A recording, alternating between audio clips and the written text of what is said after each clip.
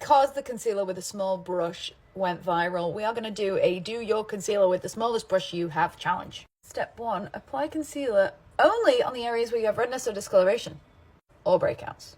Do not apply it to the crevices or areas where you have heavy creasing. Trust me, we will get to that.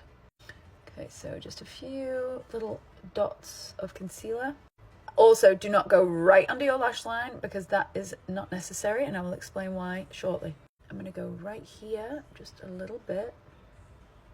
I don't really fight to cover my sort of hyperpigmentation and this sort of melasma that I've got from the sun because I don't really want it to go grey. And so I just sort of let it be, and then maybe one day I'll laser it off. But you do you. If you want to cover it, you need to color correct it a little bit first with something peach. Maybe I'll show you as well.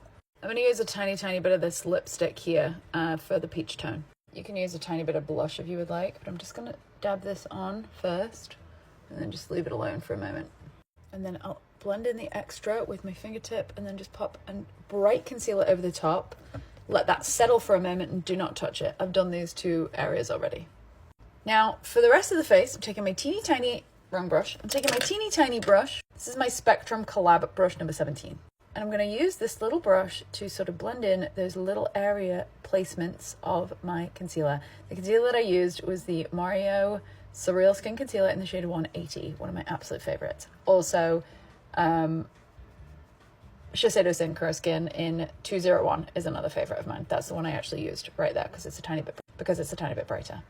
And so you're going to kind of let the bristles splay out, and when they widen and when they go bigger on the face, they're going to make that imprint of concealer that you first placed on the face do more for you than what you might think they might do. And now to discuss the reason why we don't go right up into the lash line, but we give about 5mm space, is because you don't typically need all this heavy concealer under the eyes. First of all, it gives you more opportunity for creasing under here. Second of all, it's nice to have a little bit of that natural color under the eyes. It makes you look a little bit more human as opposed to a robotic.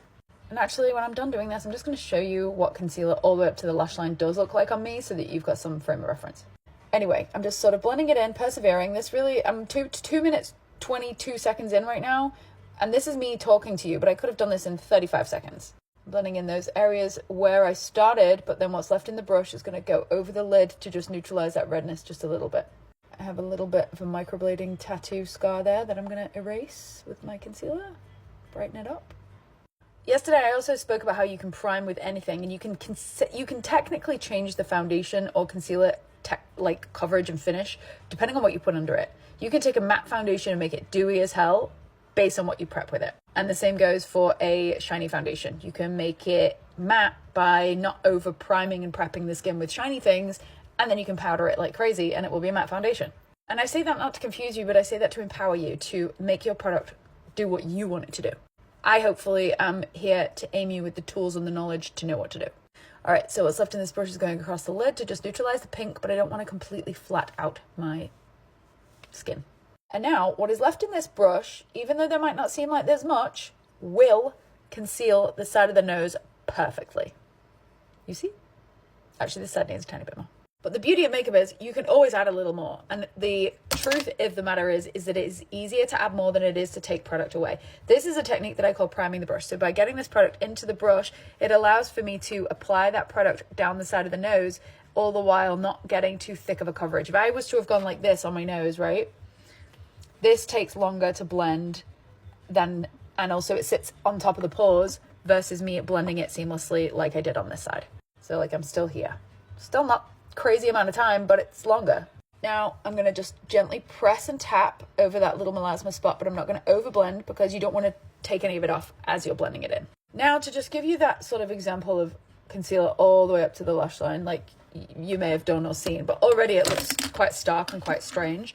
So I'm going to blend that in and just sort of show you the difference. I personally do not like this look. I think it looks a little weird and a little like your eyes.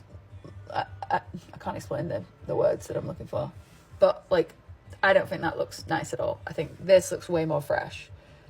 I could blend it a little bit more just to show you a more finished example, but I just think that it makes my eyes look a little bit like I'm a squid, like squid eyes. Do you know what I mean?